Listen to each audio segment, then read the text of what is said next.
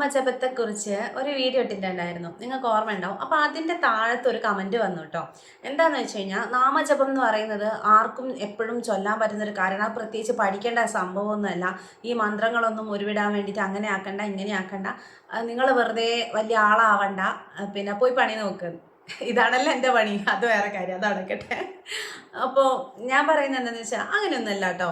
ഈ നാമജപം ഇപ്പോൾ പൊതുവായിട്ട് കണ്ടുവരുന്നത് നാമജപം പ്രശ്നമൊന്നുമില്ല. നമ്മൾ പണ്ടേ അല്ല വീടുകളിൽ നമ്മൾ ചൊല്ലിക്കൊണ്ടിരുന്ന നാമം എന്ന് പറയുന്നത് രാമ രാമ രാമ രാമ. ആ ഒരു ഇതാണ് നമ്മൾ ചൊല്ലിക്കൊണ്ടിരുന്നത്. അതിനപ്പുറത്ത് സാധാരണക്കാർക്ക് കൈകാര്യം ചെയ്യാൻ പറ്റുന്ന എളുപ്പമുള്ള മന്ത്രങ്ങൾ എന്ന് പറയുന്നത് മറ്റേ ഇതല്ലേ, ഓം ഓം നമോ ഭഗവതേ വാസുദേവായ, അല്ലെങ്കിൽ ഓം നമോ നാരായണ, അല്ലെങ്കിൽ ഓം നമ ശിവായ. ഇതൊക്കെയാണ് അമ്മേ നാരായണ. ഇതൊക്കെയാണ് സാധാരണ ജനങ്ങളെ വായിന്ന് വരുന്നത്. നിരന്തരം വന്നുകൊണ്ടിരിക്കും. അത് പ്രത്യേകിച്ച് ഒരു സമയമൊന്നുമില്ല അല്ലേ, അങ്ങനെ ജപിക്കുന്നത്. ഇപ്പോൾ വിളക്ക് വെച്ച് കഴിഞ്ഞാൽ, സന്ധ്യാദീപം വെച്ച് കഴിഞ്ഞാൽ മക്കളെയൊക്കെ ചേർത്തിരുത്തിയിട്ട് പണ്ടുള്ള ആൾക്കാർ, ഇപ്പോൾ ഒന്നും അങ്ങനെ അധികം കാണുന്നില്ല, പക്ഷെ ഞാൻ ചൊല്ലാറുണ്ട് കേട്ടോ. അപ്പോൾ ഇങ്ങനെ ഇരുന്നിട്ട് ചൊല്ലുകയൊക്കെ ചെയ്യും. പക്ഷെ അതിനൊന്നും കുഴപ്പമില്ല. പക്ഷെ ഇപ്പം ഈ ഒരു മൊബൈൽ ഫോൺ ഇങ്ങനെ ഭയങ്കരമായിട്ട് സ്വാധീനിച്ചതിന് ശേഷം കണ്ടുവരുന്നൊരു കാര്യം, അത് യൂട്യൂബിലൂടെ പല മന്ത്രങ്ങളും, നമ്മൾ ഇതുവരെ കേൾക്കാത്ത കാര്യങ്ങൾ, ഇന്ന കാര്യം സാധിക്കാൻ ഇന്ന മന്ത്രം ഇന്ന സമയത്ത് നമ്മൾ ഇങ്ങനെ ചൊല്ലൂ എന്നൊക്കെ പറഞ്ഞിട്ട് കുറേ ചാനലിൽ ഞാൻ വീഡിയോസ് കണ്ടിട്ടുണ്ട്. അപ്പോൾ എനിക്കിതിനെപ്പറ്റി അറിഞ്ഞൂടാ. പക്ഷെ ഞാൻ വിചാരിക്കും, ഈശ്വര ഇതൊക്കെ ഇങ്ങനെ വീട്ടിൽ ചൊല്ലാൻ പറ്റുമോ, ഇതിൻ്റെ കാര്യങ്ങളൊന്നും അറിയാണ്ട് നമ്മളിങ്ങനെ ചൊല്ലുന്നത് ശരിയായിരിക്കുമോ എന്നൊക്കെ ഞാനിങ്ങനെ വിചാരിക്കും കേട്ടോ. അപ്പോൾ ഞാൻ എന്ത് ഡൗട്ട് ഉണ്ടെങ്കിലും ചോദിക്കുന്ന ഒരു വ്യക്തിയുണ്ട്. അപ്പോൾ ശരത്ത് എന്നാണ് പേര്. കൊയിലാണ്ടി ഗുരുകൃപ ജ്യോതിശാലയം എന്ന് പറഞ്ഞിട്ട് അവിടെ അങ്ങനെ ജ്യോതിഷം വെക്കുന്ന ഒരാളാണ്. അതായത് ജ്യോതിഷം എന്താ പറയുക, അസ്ട്രോളജി, അതന്നെ സംഭവം. അപ്പോൾ അവരോടാണ് ഞാൻ കാര്യങ്ങളൊക്കെ, എനിക്കങ്ങനെ ഭയങ്കരമായിട്ട് ജ്യോതിഷം മാത്രം വിശ്വസിച്ച് അവർ പറയുന്ന പോലെ തന്നെ ജീവിച്ച് അങ്ങനെയുള്ള ഒരാളൊന്നുമല്ല കേട്ടോ. നമ്മൾ പല കാര്യത്തിലും ഞാൻ അമ്മമ്മേൻ്റെ കൂടെയൊക്കെ പണ്ട് ഇങ്ങനെ പോയിട്ടുണ്ട്. രാശി വെച്ച് നോക്കാനൊക്കെ പോയിട്ടുണ്ട്. മാമൻ്റെ കല്യാണം ശരിയാവാൻ വേണ്ടിയിട്ട്, മാമൻ്റെ കല്യാണം നടക്കാൻ വൈകിയപ്പോൾ ജാതകം നോക്കാൻ വേണ്ടിയിട്ട്, പിന്നെ നമ്മൾ എന്തെങ്കിലുമൊക്കെ ജാതകം എഴുതിക്കുക, അല്ലെങ്കിൽ എന്തെങ്കിലും ഒരു വീട്ടിലെ കട്ടില വെപ്പ്, എന്തെങ്കിലും നല്ല ദിവസം നോക്കുക, ഇതിനൊക്കെ നമ്മൾ പോവുമല്ലോ. അപ്പോൾ ഇങ്ങനെ അത് ആ ഡേറ്റൊക്കെ നോക്കുന്നതിനോടൊപ്പം തന്നെ അവർ കുറച്ച് കാര്യങ്ങൾ നമ്മളോട് പറയുകയും ചെയ്യും. ചില കാര്യങ്ങളൊക്കെ കേൾക്കുമ്പോൾ എനിക്കിങ്ങനെ ഭയങ്കരമായിട്ട് ഇതൊക്കെ ഇപ്പോൾ ആരെയും വിശ്വസിക്കുമോ എന്ന് തോന്നിപ്പോവും. അതിൽ എനിക്ക് കുറച്ച് നല്ല എന്താ പറയുക, പറയുന്നതിൽ കുറച്ച് ലോജിക്കുള്ള കുറച്ച് കാര്യങ്ങൾ എനിക്ക് ഫീൽ ചെയ്ത ഒരാളാണ് പിന്നെ ശരത്ത് ഗുരുകൃപ ജ്യോതിശാലയം. അവരുടെ അടുത്ത് പോയ സമയത്ത് എനിക്കൊരിക്കലും ഇങ്ങനെ, ചില ആളെടുത്ത് പോയാലേ നമ്മൾ വേണ്ടതെടുക്കും ബാക്കി അങ്ങ് ഇട്ടേക്കും, അങ്ങനെയാണ്. പക്ഷെ ഇവരെടുത്ത് പോയാലൊന്നും അങ്ങനെ തള്ളിക്കളയേണ്ട സാധ്യത വളരെ കുറവാണ്. അപ്പോൾ ഇവർ പറയുന്നതിൽ എനിക്ക് തോന്നിയ കുറേ കാര്യങ്ങൾ, അതിൽ അവരൊരു കാര്യം പറഞ്ഞെന്താണെന്ന് വെച്ച് കഴിഞ്ഞാൽ, അവരെൻ്റെ അടുത്ത് പറഞ്ഞു, അമ്മമ്മ മരിക്കുന്ന ആ ഒരു ടൈമിലാണ് ഇവരുമായിട്ട് പരിചയമാവുന്നത് കേട്ടോ. അപ്പോൾ അവർ പറഞ്ഞെന്താണെന്ന് വെച്ച് കഴിഞ്ഞാൽ, അമ്മമ്മ മരിച്ച സമയത്ത് അവർ പറഞ്ഞു തന്ന കുറച്ച് അറിവുകളുണ്ട്. നമ്മൾ ഈ മരിച്ചു പോയവർക്ക് എന്തെങ്കിലുമൊക്കെ നേദിച്ചു വെക്കുമല്ലോ, അങ്ങനെ എന്തെങ്കിലും ഓണം വിഷു ഒക്കെ വരുമ്പോൾ പോലും അകത്ത് വെച്ച് കൊടുക്കുക, അങ്ങനെയാണ് ഇവിടെ പറയുക കേട്ടോ. എന്തെങ്കിലുമൊക്കെ ഭക്ഷണ സാധനങ്ങളൊക്കെ ഇങ്ങനെ മരിച്ചവർക്ക് വേണ്ടിയിട്ട് ഇങ്ങനെ വെക്കുക. അതായത് ഇപ്പം ഞാൻ ഈ അടുത്ത് റീസെൻ്റ് ആയിട്ട് ഒരാളെ കണ്ടപ്പം അവരോട് പിന്നെ പറഞ്ഞിട്ട് കാര്യമില്ല, അവരെ മനസ്സിന് അതാണ് ഓക്കെ എന്ന് വെച്ചാൽ അവർ ചെയ്യട്ടെ, അത്രയേ ഉള്ളൂ. അച്ഛൻ മരിച്ചു പോയിട്ട് അവർ ചെയ്തതെന്ന് വെച്ചാൽ, അച്ഛൻ ഡെയിലി വെള്ളമടിക്കുന്ന ആളാട്ടോ. അപ്പോൾ അച്ഛനൊരു ഗ്ലാസ് മദ്യവും അച്ഛന് ഇഷ്ടപ്പെട്ട ഫുഡും, ഇതാണ് അവർ വെച്ചു കൊടുത്തത് ആണ്ടിന്. ആലോചിച്ചോക്കെ. അപ്പം ഞാൻ എപ്പോഴും വിചാരിക്കുന്നത് വെച്ചാൽ, മരണാനന്തര ചടങ്ങ് എന്ന് പറയുന്നതാണ് ഏറ്റവും എന്താ പറയുക, അത്രയും ശുദ്ധമായിട്ട് ചെയ്യേണ്ടത് മരണാനന്തര ചടങ്ങാണ് എന്നാണ് ഞാൻ കേട്ടിട്ടുള്ളത്. കാരണം നമ്മൾ നോക്കിയാൽ മതി, അത് എപ്പോഴും നമ്മൾ ഈറനോടെ വന്നിട്ട്, നമ്മളൊന്നും മുടി തോർത്തുന്ന പോലുമില്ല, ഈറനോടെ വന്നിട്ട് ആ വെള്ളത്തിൻ്റെ കൈകളാലെ വന്നിട്ട് നമ്മൾ ഇരുന്നിട്ടാണ് ഈ ബലികർമ്മങ്ങൾ പോലും ചെയ്യുന്നത്. അപ്പോൾ അവർക്ക് ചെയ്യുന്ന എല്ലാ കാര്യങ്ങളും നമ്മൾ അത്രയും ഒരു ഇതിലാണല്ലോ ചെയ്യുക. അതിനിടയ്ക്ക് ഈ മദ്യം, മാംസം, ഇതൊക്കെ ഇങ്ങനെ വെക്കുന്നതിനെ പറ്റി പിന്നെ അത് ഞാനിങ്ങനെ ചിന്തിച്ചിരുന്നേ. അപ്പോൾ ഇവരെൻ്റെ അടുത്ത് പറഞ്ഞതെന്താണെന്ന് വെച്ചാൽ, നമ്മളൊരു ബെഡ്റൂമിലൊക്കെ കൊണ്ടുപോയിട്ട്, ഓരോ വീട്ടിലും ഒരു ബെഡ്റൂം അതിനായിട്ടുണ്ടാവും. അതിനായിട്ടല്ല, നമ്മൾ കിടക്കുന്ന റൂമായിരിക്കും, പക്ഷെ ആ ദിവസം അത് അടിച്ച് തുടച്ച് അതിൽ ആ മൂലയ്ക്കൽ ഒരു വിളക്കും കിണ്ടിയിലിത്തിരി വെള്ളവും, എന്നിട്ട് ഇങ്ങനെ ഇലയിൽ സാധനങ്ങളൊക്കെ വെച്ചിട്ട് നമ്മൾ പ്രാർത്ഥിച്ച് എല്ലാവരും അരി ചാർത്തി വരിക. ഇതൊക്കെ ഞാനും ചെയ്തിട്ടുണ്ട് കേട്ടോ ചെറുപ്പത്തിൽ. അപ്പോൾ ഇവരെൻ്റെ അടുത്ത് പറഞ്ഞതെന്ന് വെച്ചാൽ, എൻ്റെ അടുത്തല്ല, ഞങ്ങളോട് എല്ലാവരോടും പറഞ്ഞതെന്ന് വെച്ച് കഴിഞ്ഞാൽ, അത് ചെയ്യുന്നതിന് കൃത്യമായ കുറച്ച് കാര്യങ്ങളുണ്ട്. അതറിയാതെ ചെയ്യരുത്. അതായത് നമ്മൾ ഇവരെ വിളിച്ചു വരുത്തി ഇത് കൊടുക്കുന്ന പോലെയാണ്. അപ്പോൾ അത് വിളിച്ചു വരുത്തിയിട്ട് ഇത് കൊടുത്തിട്ട് നമ്മളങ്ങ് പോവും. പിന്നെ കുറച്ച് നമുക്ക് തോന്നണം കുറച്ച് സമയം അവർ വന്നത് കഴിച്ചിട്ടുണ്ടാവും എന്നുള്ളൊരു ധാരണയിൽ നമ്മൾ കുറച്ച് സമയം കഴിഞ്ഞ് വന്നിട്ട് ഇതെടുത്തുകൊണ്ട് പോവുകയാണ്. അപ്പോൾ അങ്ങനെ വിളിച്ചാൽ അവരെ പറഞ്ഞയക്കുകയും കൂടെ വേണം എന്നുള്ളത്. അത് ചിലപ്പോൾ നമ്മളെ നാട്ടിൽ ചെയ്യാത്തതുകൊണ്ടായിരിക്കും, വേറെ എവിടെയെങ്കിലും ചെയ്യുന്നുണ്ടോ എന്ന് എനിക്ക് അറിഞ്ഞൂടെ. അപ്പോൾ പല നാട്ടിലും പല രീതിയിലാണ് കാര്യങ്ങളുള്ളത്. അപ്പോൾ എൻ്റെ നാട്ടിലത്തെ കാര്യമാണ് ഞാൻ പറയുന്നത്. അപ്പോൾ അവർ പറഞ്ഞതെന്ന് വെച്ചാൽ ഇങ്ങനെ ഇവരെ വിളിച്ച് വരുത്തിയിട്ടുണ്ടെങ്കിൽ അത് പറഞ്ഞയക്കാനും കൂടി നമ്മൾ പഠിക്കണം. അത് നല്ല രീതിയിൽ തന്നെ പോകുന്ന രീതിയിലൊക്കെ അറിയെങ്കിൽ മാത്രം. പിന്നെ നമ്മൾ ഈ വെച്ചു കൊടുത്ത സാധനങ്ങൾ നമ്മൾ കഴിക്കരുതെന്നാണ് പറഞ്ഞത്. അത് പക്ഷി മൃഗാദികൾക്ക് കൊടുക്കുക, പുറത്തേക്ക് കളയുക, അതാണ് വേണ്ടത്. പക്ഷെ ഞങ്ങളൊന്നും അങ്ങനെയല്ല.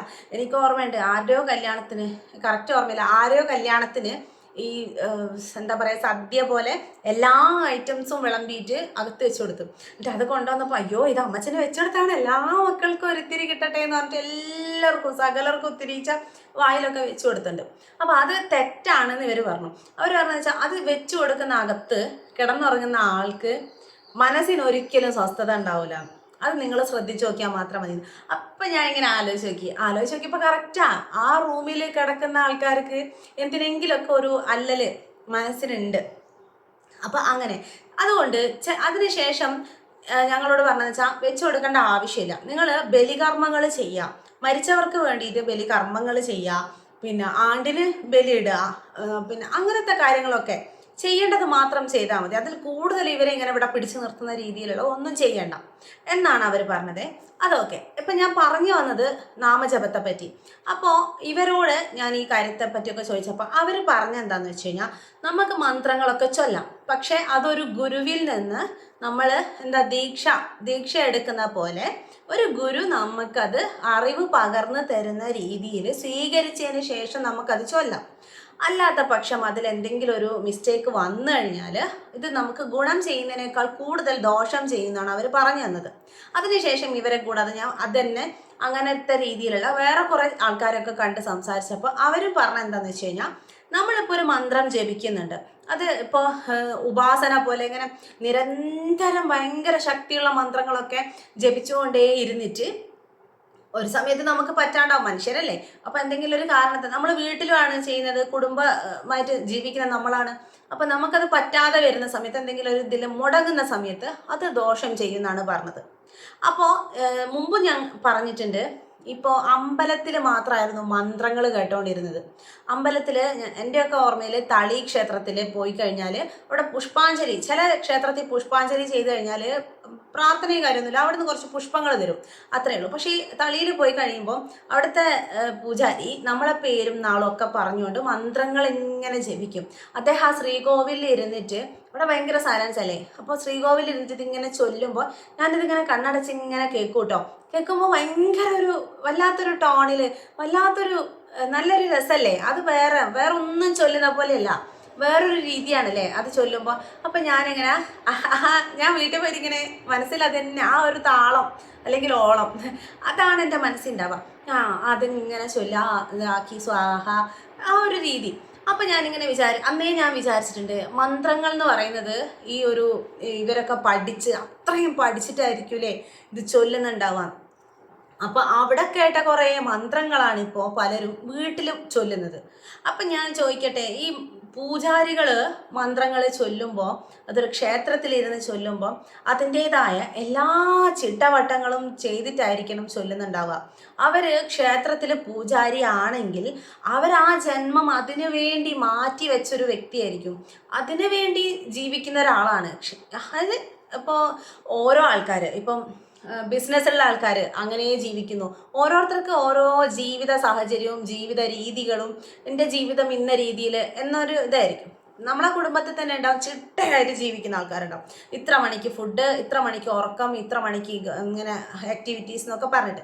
അപ്പോൾ ഓരോ ആൾക്കാർ ഓരോ പോലെയാണ്. അപ്പോൾ പൂജാരി എന്ന് പറയുന്ന സമയത്ത് അല്ലെ തന്ത്രി ഇതൊക്കെ ഇവരെന്നൊക്കെ പറയുമ്പം ഈ മന്ത്രങ്ങളൊക്കെ അതിൻ്റേതായ രീതിയിൽ ജീവിതത്തിൽ ഇതിനി മുന്നോട്ടേക്ക് എന്നുള്ള രീതിയിൽ പഠിച്ച് അതിൻ്റെ അർത്ഥം മനസ്സിലാക്കി പഠിച്ചിട്ട് അദ്ദേഹം അതിങ്ങനെ തുടർന്നു പോവാണ്. അപ്പോൾ ഭഗവാന്റെ കാൽക്കൽ അതിങ്ങനെ സമർപ്പിക്കുന്ന രീതിയിൽ അവരുടെ ജീവിതം അതിനോടൊപ്പം പോയിക്കൊണ്ടിരിക്കാം. പക്ഷെ നമ്മളെപ്പോലുള്ള മനുഷ്യർ അവർ മനുഷ്യർ തന്നെ കേട്ടോ, അങ്ങനെയല്ല. നമ്മളെപ്പോലെയുള്ള ആൾക്കാർ എന്താ ചെയ്യുന്നത്, ഇങ്ങനെ ജീവിച്ചു പോവാണ്. അതിനിടയ്ക്ക് പല കാര്യങ്ങൾ നമുക്ക് ചില സമയത്ത് എന്നും ഒരേ രീതിയിൽ ഈ മന്ത്രങ്ങൾ ജപിക്കാൻ പറ്റണമെന്നില്ല. കാരണം നമ്മൾ ജീവിക്കുന്നത് കുടുംബമായിട്ടാണ്. അതൊന്ന് ആലോചിച്ചാൽ മതി. ഈ കുടുംബമായിട്ട് ജീവിക്കാൻ തീരുമാനിച്ച ഒരാള് കുടുംബത്തിലെ കാര്യങ്ങൾക്കായിരിക്കും പ്രാധാന്യം കൊടുക്കുക. അതാണ് പ്രാധാന്യം കൊടുക്കേണ്ടത്. അപ്പോൾ അതിനോടൊപ്പം തന്നെ കൊണ്ടുപോകാൻ പറ്റുന്ന കുറച്ച് നല്ല നല്ല മന്ത്രങ്ങൾ നമുക്ക് ഓൾറെഡി തന്നിട്ടുണ്ട്.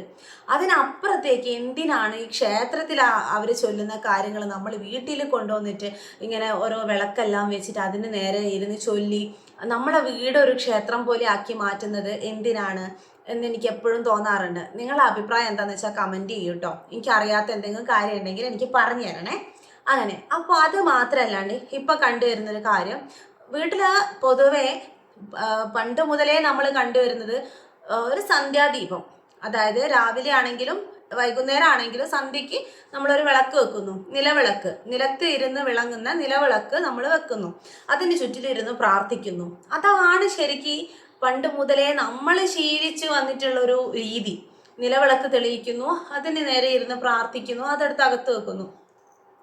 ഇപ്പോൾ വീട്ടിൽ ഒരു ക്ഷേത്രം പോലെ തന്നെ നിറയെ വിളക്ക്, ഈ ലക്ഷ്മി വിളക്ക്, അഷ്ടലക്ഷ്മി വിളക്ക് എന്നൊക്കെ പറഞ്ഞിട്ട് ഞാൻ അന്വേഷിച്ചപ്പോൾ അത്രയും ആൾക്കാർ, യൂട്യൂബിലാണ് കേട്ടോ ഞാൻ ഇത്രയും വിളക്കുകളെ കുറിച്ച് കേൾക്കുന്നത്. പിന്നെ അല്ലാത്ത വേറൊരാൾ പറഞ്ഞിട്ട് ഞാൻ ഇതുവരെ അറിഞ്ഞിട്ടില്ല. യൂട്യൂബിലാണ് കുറേ വിളക്കിനെ പറ്റി ഞാൻ കണ്ടത്. അപ്പോൾ ഞാൻ അന്വേഷിച്ച സമയത്ത് യൂട്യൂബിൽ വന്നിത് പറയണമെന്നുണ്ടെങ്കിൽ എന്തെങ്കിലും ഒരു അറിവുള്ള ആൾക്കാരുടെ നിന്ന് ചോദിച്ചാലേ എനിക്ക് പറയാൻ പറ്റുള്ളൂ. കാരണം എനിക്ക് ഇതിനെപ്പറ്റി വലിയ ഐഡിയ ഉള്ള ആളൊന്നുമല്ല. അപ്പം ഞാൻ അന്വേഷിച്ചപ്പോൾ അത്രയും ഇതിനെപ്പറ്റി പഠിച്ച ആൾക്കാരൊക്കെ ഞാൻ ചോദിക്കുമ്പോൾ തന്നെ ചിരിക്കുകയാണ്. അവർ പറയാ ലക്ഷ്മി വിളക്ക്, അഷ്ടലക്ഷ്മി വിളക്ക്, ആ വിളക്ക്, ഈ വിളക്ക് എന്നും പറഞ്ഞിട്ട് ഇപ്പം എന്തെല്ലാം വിളക്കുകളാ. ഇതൊന്നും ഇങ്ങനൊരു വിളക്ക് ഇല്ല എന്നാണ് അവർ പറയുന്നത്. അത് മാർക്കറ്റ് ചെയ്യാൻ വേണ്ടിയിട്ട്, അതായത് പൈസ ഉണ്ടാക്കാൻ വേണ്ടിയിട്ട്, ബിസിനസ് ചെയ്യാൻ വേണ്ടിയിട്ട് അവർ നന്നാവും എന്നല്ലാണ്ട് നമ്മൾ ഇങ്ങനെ ഒരു പ്രത്യേക രീതിയിൽ ഒരു ലക്ഷ്മി വിളക്ക് എന്നും പറഞ്ഞുകൊണ്ട് ലക്ഷ്മി ദേവിക്ക് പറഞ്ഞ് അങ്ങനെ ഒരു വിളക്ക് കത്തിക്കുമ്പോൾ പ്രത്യേകമായിട്ടൊന്നുമില്ല. അത് നമ്മളെ മനസ്സ് ചിന്തിക്കുമല്ലോ, ഞാൻ എന്തോ ചെയ്തു എന്നുള്ളൊരു സന്തോഷം എനിക്കുണ്ടാവുമല്ലോ. ലക്ഷ്മിക്ക് വേണ്ടി ഞാൻ ഇതാ വിളക്ക് വെച്ചു എന്നുള്ളൊരു മനസ്സിൻ്റെ ആ ഒരു പോസിറ്റീവ് തിങ്കിങ്, അതിൻ്റെ ഒരു ഗുണം കിട്ടുന്നല്ലാണ്ട് അങ്ങനെ ഒരു വിളക്ക് ഇല്ല എന്നാണ് നമ്മളെ പുരാണങ്ങളിൽ ഒന്നും തന്നെ ഇത്തരം വിളക്കുകളെ കുറിച്ച് പ്രതിപാദിച്ചില്ല എന്ന് തന്നെ ഉറപ്പിച്ച് പറയുന്നുണ്ട് കേട്ടോ അവരൊക്കെ. അപ്പോൾ അത് ഒരു കാര്യം. എൻ്റെ അടുത്ത് കുറേ പേര് വന്നിട്ട് ചോദിച്ചിട്ടുണ്ടായിരുന്നു ലക്ഷ്മി വിളക്കിനെ കുറിച്ചൊന്ന് പറയോ എന്നുള്ളത്. അപ്പോഴും എൻ്റെ മനസ്സിൽ അറിയാം കേട്ടോ ഇങ്ങനൊരു വിളക്കില്ല എന്ന്. പക്ഷെ അത് ഞാൻ പറയണമെന്നുണ്ടെങ്കിൽ പഠിച്ച ആളോട് ചോദിക്കണമല്ലോ. അങ്ങനെ പഠിച്ചവരോട് ചോദിച്ചപ്പോൾ അവർ പറഞ്ഞത് അങ്ങനെ ഒരു വിളക്കില്ല എന്നാണ് കേട്ടോ. അപ്പോൾ ആ ഒരു കാര്യം. പിന്നെന്താണ്, ഇപ്പം ആളുകൾ ചോദിക്കുന്നത് വെച്ചാൽ ഇപ്പം എല്ലാവർക്കും ഭക്തി ഭയങ്കരമായിട്ട് കൂടി. എങ്ങനെയെങ്കിലും ഭക്തി നമുക്കിങ്ങനെ ഉള്ളിലിങ്ങനെ വരികയാണ്, ഭക്തി കാണിക്കാനുള്ള ഒരു അവസരം, അല്ലെങ്കിൽ അതിന് വേണ്ടിയിട്ടൊരു ഉപാധിയൊക്കെയാണ് തിരയുന്നത്. അപ്പോൾ വീടുകളിൽ നിറയെ എല്ലാ ദൈവങ്ങളുടെയും ഫോട്ടോ വീട്ടിൽ വെച്ചിട്ട് എല്ലാ ദൈവത്തിൻ്റെ നേരെയും നമ്മൾ വിളക്ക് വെച്ചിട്ട് അത്തരത്തിലുള്ള പ്രാർത്ഥനയും കാര്യങ്ങളൊക്കെയാണ് ഇപ്പം വീടുകളിൽ കണ്ടുവരുന്നത്. അതിന് ഞാൻ വിചാരിക്കുന്നു നമ്മൾ വീടുകളിലേക്ക് എന്തിനാണ് അങ്ങനെ എല്ലാ വീടും ക്ഷേത്രമായി മാറുകയാണോ? നമുക്ക് ശരിക്കും ക്ഷേത്രത്തിൽ പോകുമ്പോൾ അത് വേറെ തന്നെയാണ് അല്ലേ? അങ്ങനെ നമ്മൾ വീട്ടിൽ ചെയ്യുന്നതിനേക്കാൾ കൂടുതൽ നമ്മൾ അതൊക്കെ ക്ഷേത്രത്തിൽ പോയിട്ട്, അത് ക്ഷേത്രത്തിലാണ് ഒരു പ്രധാനപ്പെട്ട ഒരു മൂർത്തിയും അതിന് ഉപദേവതകളായിട്ട് കുറേ പേരും അങ്ങനെയൊക്കെ. ഇപ്പം നമ്മൾ സന്ധ്യയ്ക്ക് ഒരു വിളക്ക് വെക്കുന്നതിന് പകരം ഒരുപാട് പേർക്ക് വിളക്ക് വെക്കേണ്ട ഒരു അവസ്ഥയാണ്. അതും പോരാഞ്ഞിട്ട് ക്ഷേത്രത്തിൽ ചെയ്യുന്ന പോലെ തന്നെ അതെല്ലാം കഴുകി വൃത്തിയാക്കി ദിവസവും എണ്ണ മാറ്റി തിരി മാറ്റി വെക്കണം എന്നുള്ള ആ രീതിയിലൊക്കെ അതിനോടൊന്നും എനിക്ക് വലിയൊരു യോജിപ്പില്ല കേട്ടോ. ഞാൻ വിചാരിക്കുന്നു ഒരു വീട്ടിൽ എന്തായാലും നിലവിളക്ക് തെളിയണം. അത് നിർബന്ധമായിട്ടും ചെയ്യേണ്ട ഒരു കാര്യമായിരിക്കും. അപ്പം നിങ്ങൾ ചോദിക്കുന്നത് പറയാൻ നിനക്ക് എവിടെ നിന്ന്, നീ എന്തിൻ്റെ അടിസ്ഥാനത്തിലാണ് ഇത് പറയുന്നതെന്ന് എന്നോട് ചോദിക്കണ്ട. പക്ഷെ നമ്മൾ ശീലിച്ച് വന്നത് അതല്ലേ. അങ്ങനെ ചെയ്ത സമയത്തൊന്നും വലിയ കുഴപ്പമുണ്ടായില്ല. ഇപ്പോഴാണ് പല പ്രശ്നങ്ങളും കുടുംബങ്ങളിൽ ഉണ്ടാകുന്നത്, തല്ലി പിരിഞ്ഞു പോകുന്നതൊക്കെ. നമ്മൾ കുഞ്ഞു മക്കളെ മുതൽ ഇത്രയും വിളക്ക് കാണിച്ച് പേടിപ്പിക്കാതെ നമുക്കൊരു നിലവിളക്ക് വെച്ച് സന്ധ്യാനേരത്ത് ഇത്തിരി നേരം ഒരു 2 വരിയെങ്കിലും കുഞ്ഞുങ്ങളെ കൊണ്ട് ഒരു നാമം ചൊല്ലിപ്പിക്കാൻ കഴിഞ്ഞാൽ തന്നെ അത് വലിയൊരു കാര്യമായിട്ട് എനിക്ക് തോന്നുന്നത്. മക്കളെ മനസ്സിൽ ഈ ഒരു ഭക്തി ഇങ്ങനെ പകർന്നു കൊടുക്കാൻ പറ്റാം. പക്ഷേ ഇപ്പൊ വരുന്ന തലമുറകൾക്കൊന്നും ഇതറിഞ്ഞൂടാ. ഹിന്ദു ആചാരം നമ്മൾ എവിടെയും പോയിട്ട് പഠിക്കുന്നില്ല, ആരും നമ്മളെ പഠിപ്പിക്കാൻ എന്താ പറയാ അങ്ങനത്തെ ഒരു വഴിയിലേക്ക് എനിക്ക് ശരിക്കും സങ്കടം തോന്നാറുണ്ട്. എന്നോടൊന്നും ആരും ഇങ്ങനെ പോയിട്ട് ഇത് പഠിച്ചോ അത് പഠിച്ചോ അങ്ങനെ ഒരു പഠിക്കുന്ന സംഭവം ഉണ്ട് എന്നുള്ളത് തന്നെ എനിക്ക് അറിഞ്ഞൂടാ. ഹിന്ദു ആചാരം ഇങ്ങനെ എന്താ പറയാ ആൾക്കാര് പണ്ടുള്ള ആൾക്കാർ മൺമറയുന്നതിനോടൊപ്പം തന്നെ മറഞ്ഞു പോകുന്ന പോലെ ഉണ്ട് ഇപ്പോൾ. അത് പകർന്ന് പകർന്ന് കൈമാറി കൊടുക്കുന്ന രീതിക്ക് കുറച്ചും കൂടി നമ്മളൊന്ന് മെനക്കെട്ടിരിക്കണം. എന്നുവെച്ചാൽ വിളക്ക് എന്താണ്, അമ്പലം എന്താണ്, ക്ഷേത്രം, ഇതൊക്കെ കുട്ടികൾക്ക് പറഞ്ഞു കൊടുത്ത് മനസ്സിലാവുന്ന രീതി പറഞ്ഞു കൊടുക്കാനുള്ള അറിവൊന്നും നമുക്കില്ല. പക്ഷെ നമ്മളെ വീട് നിറച്ചും വിളക്കുണ്ട്, അങ്ങനെയല്ലേ ഉള്ളത്? നിങ്ങളൊന്ന് ആലോചിച്ച് നോക്ക്. എനിക്ക് അങ്ങനെയാട്ടോ തോന്നുന്നത്. അപ്പോൾ അതാണ് ഒരു കാര്യം. പിന്നെ ഈ വീഡിയോ ഞാൻ പാർട്ടായിട്ട് ഇടാം, കാരണം ലെങ്തി വീഡിയോ ആയി പോകുന്നുണ്ട്. അപ്പോൾ വേറൊരു കാര്യം എന്താണെന്ന് വെച്ച് കഴിഞ്ഞാൽ നാമജപം ഈ ഓം നമോ നാരായണ ഇതൊക്കെ നമുക്ക് ചൊല്ലാം. അത് മതി ശരിക്കും. പിന്നെ എന്തിനാണ് നമ്മൾ ഇങ്ങനെ ഡിപ്പാർട്ട്മെന്റ് നോക്കിയിട്ട് പോകുന്നത്? ഇന്ന ദൈവത്തിന് ഇന്നത് ചൊല്ലണം, ഇങ്ങനെ ചൊല്ലണം, അങ്ങനെ ചൊല്ലണം, അതിൻ്റെ ആവശ്യമുണ്ടെന്ന് എനിക്ക് തോന്നില്ല. നമ്മളൊരു ദൈവത്തിൽ ഒരു ശക്തിയിൽ വിശ്വസിക്കുന്നുണ്ടെങ്കിൽ, ഞാനിപ്പം വിശ്വസിക്കുന്നത് ഒന്നുകിൽ ഭഗവതിനെ അല്ലെങ്കിൽ ഭഗവാൻ കൃഷ്ണനെ ആരാധിക്കുന്നുണ്ട്. അതിനിടയ്ക്ക് എനിക്കൊരു കാര്യതടസ്സം വന്നപ്പോൾ, കൃഷ്ണ നീ ഇവിടെ നിൽക്കൂട്ടോ, ഞാൻ ഒന്ന് ഗണപതിൻ്റെ അടുത്ത് പോയിട്ട് തേങ്ങ മുട്ടിയിട്ട് വരാം എന്നൊക്കെ ചിന്തിക്കുന്ന എന്തിനാ? അങ്ങനെയല്ല. എനിക്ക് എന്ത് കാര്യതടസ്സം വന്നാലും, ധനനഷ്ടം വന്നാലും, എന്ത് വിവാഹ കാര്യം വന്നാലും എല്ലാത്തിനും തീരുമാനം എടുക്കാൻ ഈ ഞാൻ ആരാധിക്കുന്ന ഭഗവാൻ വിഷ്ണുവിന് പറ്റും, അല്ലെ ഭഗവതിക്ക് പറ്റുമെന്ന് അങ്ങനെയാണ് ഞാൻ വിശ്വസിക്കുന്നത്. അതിനായിട്ട് നമ്മൾ വേറെ ചെയ്യണമെന്നില്ല എന്ന് വിചാരിച്ചിട്ട് ഈ ദൈവങ്ങളെ ഒന്നും നമ്മൾ ഒഴിവാക്കല്ല. എല്ലാ ദൈവത്തിനും എനിക്ക് വിശ്വാസമാണ്. പക്ഷെ അത് നമ്മൾ ഇങ്ങനെ ഇതിവിടെ നടക്കൂല അത് അവിടെ നടക്കും എന്നുള്ള രീതിയിൽ ചിന്തിക്കാണ്ട് നമ്മളൊരു ശക്തിയിൽ വിശ്വസിക്കുമ്പോൾ എല്ലാം ആ ശക്തിക്ക് പറ്റും. ആ ശക്തി നമ്മളെ ഉള്ളിൽ ഇങ്ങനെ കൊണ്ടുനടക്കണം, ഒരു ചൈതന്യം പോലെ. അത്രയും മതിയില്ലേ. ഈ നാമജപത്തിൻ്റെ കാര്യം അതെനിക്ക് കൃത്യമായിട്ട് എൻ്റെ ജീവിതത്തിൽ ഉണ്ടാക്കിയ ഞാൻ ഇപ്പോഴും ആലോചിക്കുമ്പം എനിക്ക് വിശ്വസിക്കാൻ പറ്റാത്ത ഒരു അനുഭവം എൻ്റെ ജീവിതത്തിലുണ്ട്. ആ ഒരു ഘട്ടം എൻ്റെ ജീവിതത്തിൽ ഞാൻ ചെറുപ്പം മുതൽ പേടിച്ചുകൊണ്ടിരുന്ന ഒരു നിമിഷം ഉണ്ടായിരുന്നു. അത്രയും സങ്കടത്തോടെ ആലോചിക്കുമ്പോൾ തന്നെ അയ്യോ എന്തായാലും അത് സംഭവിക്കും, അത് സംഭവിക്കാതിരിക്കില്ല. അപ്പം അത് നടക്കുന്ന സമയത്ത് ഞാൻ എന്ത് ചെയ്യും, എനിക്കും പോയി മരിച്ചു കളയാൻ പറ്റുമോ എന്നൊക്കെ ചിന്തിച്ചുള്ള ഒരു സംഭവം എനിക്ക് നല്ല പുഞ്ചിരിയോട് കൂടിയിട്ട് തരണം ചെയ്യാൻ പറ്റിയത് നാമജപത്തിൻ്റെ ശക്തിയോട് കൂടിയിട്ടാണ്. അത് വേറെ ഒന്നുമല്ല, വേറെ ഒരു മന്ത്രമല്ല. നാരായണ മാത്രമാണ് ഞാൻ ചൊല്ലിയത്. നാരായണനെയാണ് ഞാൻ വിളിച്ചത്. ആ വിളിയിൽ എനിക്ക് ജീവിതത്തിലെ ആ ഒരു ഘട്ടം കുഞ്ഞിലേ മുതൽ ഞാൻ ഒരിക്കലും സംഭവിക്കരുതേ എന്ന് പ്രാർത്ഥിച്ചിരുന്ന ഒരു കാര്യം നടന്നപ്പോൾ ഞാൻ വളരെ ഈസി ആയിട്ട് അത് കഴിഞ്ഞിപ്പുറം വന്നപ്പോൾ എൻ്റെ ജീവിതം അങ്ങോട്ട് മാറി. എൻ്റെ ജീവിതം ഇങ്ങനെ അപ്പടി മറിച്ചിട്ട പോലെ മാറി. അത് ഞാൻ അടുത്ത വീഡിയോയിൽ പറയാം കേട്ടോ. നാമജപത്തിൻ്റെ ശക്തി എന്താണെന്ന് നിങ്ങൾക്ക് പറഞ്ഞുതരാം. അതോടൊപ്പം തന്നെ അത് പറയാൻ വേറൊരു കാരണം കൂടിയുണ്ട്. അപ്പോൾ നമുക്കത് അടുത്ത വീഡിയോയിൽ കാണാം.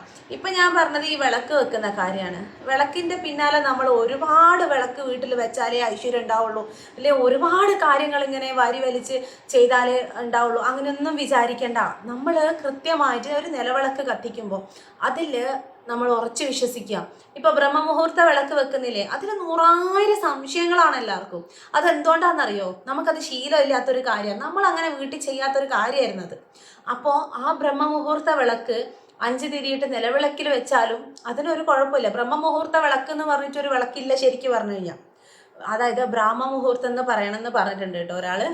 എനിക്കത് കറക്റ്റ് ചെയ്താന്നുള്ള അറിയില്ല, പക്ഷെ പറഞ്ഞ് ശീലിച്ചത് ബ്രഹ്മമുഹൂർത്തം എന്നായതുകൊണ്ട് ഞാൻ അങ്ങനെ പറയുകയാണേ. തെറ്റുണ്ടെങ്കിൽ ക്ഷമിക്കാം. അപ്പോൾ ബ്രഹ്മമുഹൂർത്തത്തിൽ നമ്മളിങ്ങനെ 5 ചിരാതിട്ടിട്ട് ഒരു തളികയിൽ ഇങ്ങനെ വെച്ചാൽ മാത്രമാണ് ഐശ്വര്യം ഉണ്ടാവുള്ളൂ എന്ന് ഞാൻ വിശ്വസിക്കുന്നില്ല. പക്ഷേ ആ സമയത്ത് 5 തിരിയിട്ട് വിളക്ക് വെച്ചാൽ അത്ഭുതങ്ങൾ സംഭവിക്കും എന്നുള്ളത് എൻ്റെ മനസ്സിലുണ്ട്. എനിക്ക് അനുഭവത്തിൽ വന്നിട്ടുണ്ട്, കുറേ പേർക്ക് അനുഭവത്തിൽ വന്നിട്ടുണ്ട്. അപ്പോൾ ഈ പിന്നെ ഞാൻ അന്നും പറഞ്ഞിട്ടുണ്ട്, അന്ന് ഫസ്റ്റ് വീഡിയോയിൽ ഞാൻ പറഞ്ഞിട്ടുണ്ട്, ബ്രഹ്മമുഹൂർത്ത വിളക്ക് ഇതുപോലെ തന്നെ വെക്കണം. അങ്ങനെ ഒരു വിളക്കില്ല, പക്ഷെ അങ്ങനെ വെക്കണം എന്നുള്ളത് പിന്നെ നിയമമൊന്നുമില്ല. പക്ഷെ എനിക്ക് ചിരാത് ഭയങ്കര ഇഷ്ടമാണ്. ചിരാതിൽ വിളക്ക് വെക്കുക എന്ന് പറയുന്നത് ഭയങ്കര ഇഷ്ടമാണ്. അത് കാണാനുള്ള ഭംഗിയുണ്ടും അത് ചെയ്യാനുള്ള ഇഷ്ടം കൊണ്ടാണ് ഞാനത് വെച്ചത്. അല്ലെങ്കിൽ നിലവിളക്ക് തന്നെയാണ് വെക്കുക. ഒരു 100,000 വിളക്കൊന്നും വെക്കേണ്ട ആവശ്യമില്ല. അപ്പോൾ ഞാൻ പറഞ്ഞു ചിരാത് ഞാൻ എവിടെ കണ്ടാലും വാങ്ങിക്കൂട്ടുന്നു. ഈ വീട്ടിൽ ഇത്രയും എവിടെ കത്തിക്കാനാന്നൊക്കെ എൻ്റെ അടുത്ത് ചോദിക്കാറുണ്ട്. കാരണം അത്രയും കളക്ഷൻ ഉണ്ട് എൻ്റെ അടുത്ത് ചിരാത്. അതൊരു ഇഷ്ടം കൊണ്ട് ചെയ്യുന്നേ ഉള്ളൂ. അപ്പോൾ ഇനി പറയും ഞങ്ങൾ ഈ 100,000 വിളക്ക് വെക്കുന്നത് ഇഷ്ടം കൊണ്ടാണ്. എന്തായാലും എനിക്കറിയുന്ന കാര്യമാണ് ഞാൻ പറഞ്ഞത്. ഇതിൽ എന്തെങ്കിലുമൊക്കെ അഭിപ്രായ വ്യത്യാസങ്ങൾ ഉണ്ടെങ്കിൽ ഉറപ്പായിട്ടും കമൻറ്റിലൂടെ എനിക്ക് പറഞ്ഞു തരണം കേട്ടോ. പറഞ്ഞാൽ മനസ്സിലാക്കാൻ ഞാൻ തയ്യാറാണ്. നീ ആരടി ഇത് വന്ന് പറയാൻ എന്നാ മനോഭാവത്തിൽ പറയണമെന്നില്ല. നിങ്ങൾ എന്ത് പറഞ്ഞാലും സ്വീകരിക്കുക, അതിൽ വേണ്ടത് എടുക്കുക, വേണ്ടാത്തത് തള്ളിക്കളയുക, അങ്ങനെയേ ഉള്ളൂ. അപ്പോൾ കമൻറ്റിൽ പറയൂ. അടുത്ത വീഡിയോ ഞാൻ ഈ ഇരിപ്പിൽ തന്നെ പറയും, റെക്കോർഡ് ചെയ്യും. എന്നിട്ട് ഞാൻ അടുത്തൊരു വീഡിയോ ആയിട്ട് ഇടാം.